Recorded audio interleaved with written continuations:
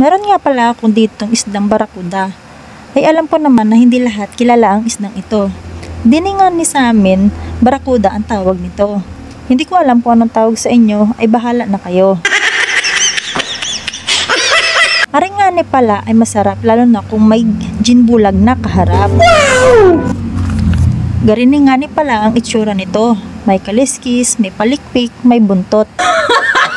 At may mahabang nguso, parang ng inyong kapitbahay. Ay charot. What? Aringani pala ay pwede din ihataw sa bunganga ng marites mong kapitbahay. Ay panigurado busal sa languso. Porbahe para masubukan. Sabi ko nga kay Roger, aring ulo ay aming alutuin. Ay kaso una pa nganing nabili. Kaya napunta nga ni sa amin ay buntot. Ay ayos na rin yung basta matikman laang. Hindi na rin ako umangal at baka tamaan pa. Ay masakit din yun. Sabi nga ni sa akin, bilisan ko at anong bagal ko daw maglinis. Sana ay siya na lang ang gumawa yan, no? Ay anong muling man din.